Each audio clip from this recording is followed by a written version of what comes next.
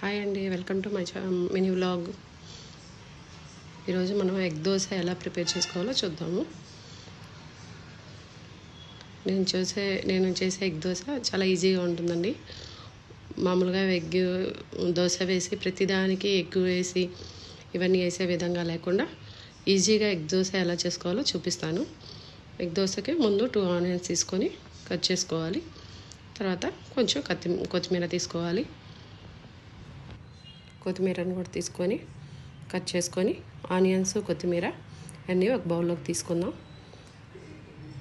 తర్వాత కొంచెం కారం, ఇది మసాలా కారం అండి, అందుకని ఇంకా నేను ఏమీ వేయట్లేదు.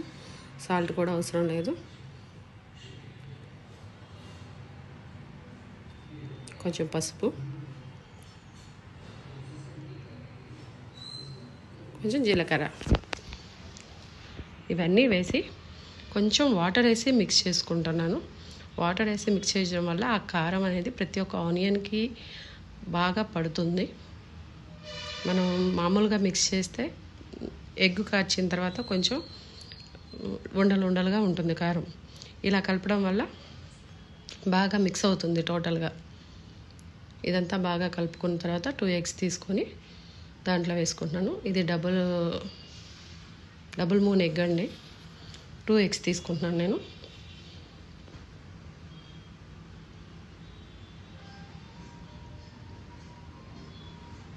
వీటిని కూడా బాగా మిక్స్ చేసుకోవాలి.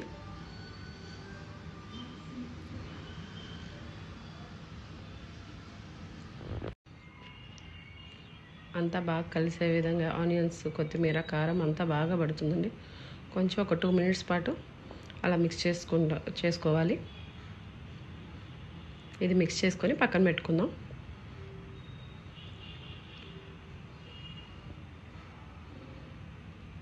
అయిపోయింది. తర్వాత దోశ బ్యాటర్కి నేను 1 గ్లాస్ మినపప్పుకి 2.5 గ్లాస్ బియ్యం రైస్ వేసి దోశ బ్యాటర్ రెడీ చేసుకుంటానండి.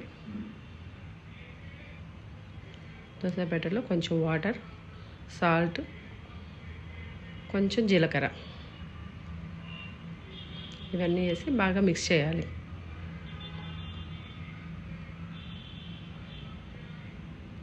దోశ బ్యాటర్ బాగా మిక్స్ చేసుకుంటే దోశ బ్యాటర్ కూడా రెడీ అయిపోయిందండి. ఈ రెండు రెడీ చేసుకొని పక్కన పెట్టుకొని స్టవ్ వెలిగించి ప్యాన్ పెట్టుకుందాం. ఇప్పుడు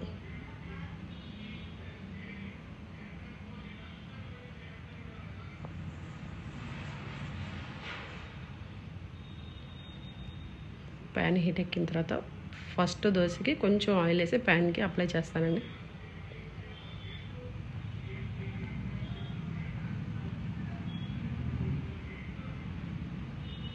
పైన అంతా కొంచెం ఆయిల్ అప్లై చేసి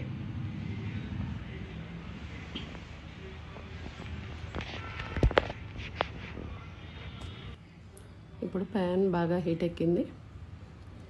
మనం దోశ బ్యాటర్ని తీసుకొని ఇప్పుడు పెనం మీద స్ప్రెడ్ చేసుకుందాం.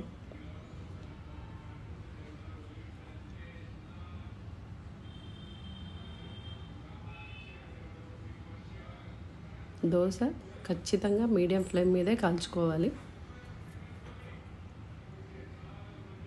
ఎగ్ బ్యాటర్ వేసి దోశ మొత్తానికి స్ప్రెడ్ అయ్యాగా అప్లై చేసుకోవాలి. మీడియం ఫ్లేమ్ మీద కాలితేనే పైన ఉన్న ఎగ్ కూడా బాగా కాలుతుంది. పచ్చి వాసన లేకుండా మంచిగా ఉంటుంది. ఎగ్ కూడా ఎగ్ స్మెల్ అనేది రాకుండా ఉంటుంది.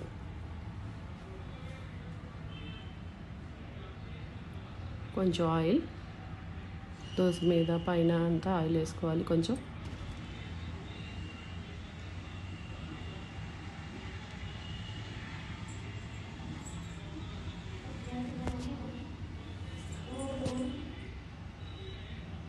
ఇది కొంచెం కాలిన తర్వాత దోశను టర్న్ చేసుకోవాలి.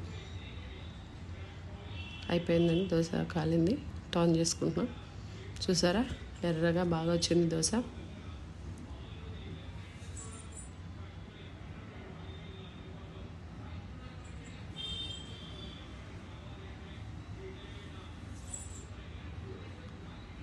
ఎగ్ దోశ రెడీ అయిపోయింది.